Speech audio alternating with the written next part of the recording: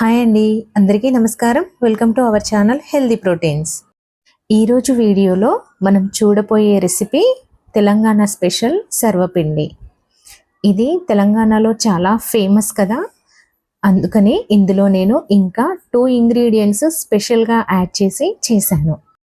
ఆ 2 ఇంగ్రీడియంట్స్ ఏంటివి అనేవి వీడియో స్కిప్ చేయకుండా చివరి వరకు చూడండి, మీకే తెలుస్తుంది. ఈ టేస్టీ రెసిపీని ఎలా ప్రిపేర్ చేసుకోవాలో ఇప్పుడు ఈ వీడియోలో చూసేద్దాం. ముందుగా మిక్సింగ్ బౌల్లోకి 4 కప్పుల వరకు బియ్యం పిండిని తీసుకోవాలి. ఇది మెజర్మెంట్ 4 కప్పులనే కాదండి, 2 కప్పులైనా తీసుకొని చేసుకోవచ్చు. మీకు ఎంత క్వాంటిటీ కావాలనుకుంటే అంత క్వాంటిటీ తీసుకోండి. ఈ సర్వపిండి మరింత టేస్ట్గా రావాలి అనుకుంటే ఇందులోకి 1 కప్పు వరకు మల్టీగ్రెయిన్ పిండిని యాడ్ చేసుకోవాలి. ఈ పిండి వేయడం వల్ల రెసిపీ చాలా బాగుంటుంది. ఇప్పుడు ఇలా కలిపిన పిండిలోకి సరిపడా సాల్ట్ కూడా వేసుకొని ఒకసారి బాగా కలిపేసి పక్కన పెట్టేసుకోండి.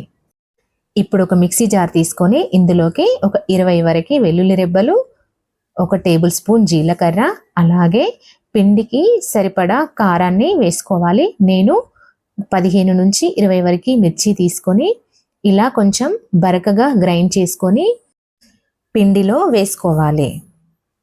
అలాగే నువ్వులు కూడా 2 టేబుల్ స్పూన్స్ తీసుకొని వేయించి వేసుకోవాలి.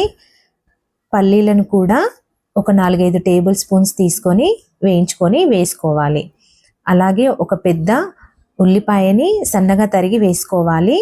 ఇప్పుడు ముందుగా నానబెట్టుకున్న పచ్చిశనగపప్పును కూడా వేసుకొని కరివేపాకును కూడా 1/2 కప్పు వరకు తీసుకోవాలి. ఇప్పుడు ఇందులోకి సన్నగా తరిగి పెట్టుకున్న 1 కప్పు పాలకూరను కూడా యాడ్ చేసుకోవాలి.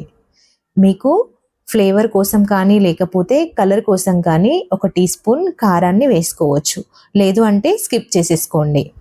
ఇప్పుడు ఈ ఇంగ్రీడియంట్స్ అన్నింటినీ బాగా కలుపుకోవాలి.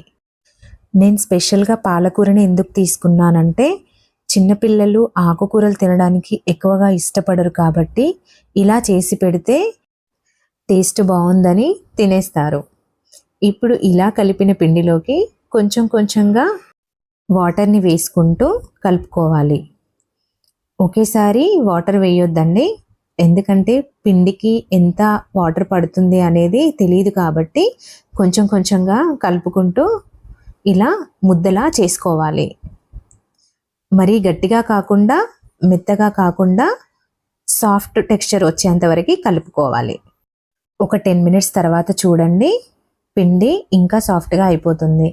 ఇప్పుడు ఈ పిండిని చిన్న చిన్న ముద్దలుగా, అంటే మనకి గిన్నెకి సరిపడా పిండిని తీసుకోవాలి. ఇక్కడ నేను సర్వపిండి కోసం స్పెషల్గా డిజైన్ చేసిన గిన్నెను తీసుకొని దీంట్లోకి ఒక 4-5 టేబుల్ స్పూన్స్ వరకు ఆయిల్ వేసుకొని లోపల స్ప్రెడ్ చేసుకోవాలి. ఇప్పుడు ఈ ముద్దని తీసుకొని పలుచగా చివరి వరకు ఒత్తుకోవాలి. ఇలా ఒత్తుకున్న తర్వాత మిడిల్లో చిన్న చిన్నగా హోల్స్ పెట్టుకోవాలి. ఎందుకంటే అడుగు మాడకుండా ఈవెన్గా వేగాలి అంటే ఈ హోల్స్లోకి కొద్దిగా ఆయిల్ వేసుకొని స్టవ్ పైన పెట్టేసి మంటని లో ఫ్లేమ్లో మాత్రమే పెట్టి వేయించుకోవాలి. ఇప్పుడు ఇదే ప్రాసెస్లో ఇంకొక గిన్నెని తీసుకొని అందులోకి కూడా సేమ్ పిండిని పల్చగా ఒత్తుకొని ఆయిల్ వేసుకొని పక్కన ఉన్న స్టవ్ పైన పెట్టేసుకొని వేయించుకోవాలి. ఇలా వేయించుకోవడం వల్ల మనకి ఆల్టర్నేటివ్గా 2 ఎట్ ఏ టైం ప్రిపేర్ అయిపోతాయి. ఇప్పుడు చూడండి, ఒక 10-15 మినిట్స్ తర్వాత మనకి సర్వపిండి రెడీ అయిపోయింది. చూడండి, అంతా ఈవెన్గా కుక్ అయింది కదా. ఇలా టర్న్ చేసి కూడా చూపిస్తున్నాను, చాలా బాగా వేగిపోయింది. ఇప్పుడు ఇలానే మిగతా పిండిని కూడా ప్రిపేర్ చేసుకొని సర్వ్ చేసుకోండి. చూసారు కదా, ఎంత ఈజీగా అండ్ టేస్టీగా ఉండే సర్వపిండి రెడీ అయిపోయింది. ఈవినింగ్ టైంలో ఏం తినాలా అని ఆలోచించకుండా ఇలా ఈజీగా పిండి కలిపేసుకొని టేస్టీగా చేసుకొని ఇంటిల్లిపాది హాయిగా తినేయొచ్చండి. ఈ రెసిపీని ఇంట్లో ప్రిపేర్ చేసుకొని ఎలా వచ్చిందో కామెంట్ సెక్షన్లో నాతో షేర్ చేసుకోండి. అలాగే ఈ వీడియో కనుక మీకు నచ్చినట్టయితే లైక్ చేయండి, షేర్ చేయండి.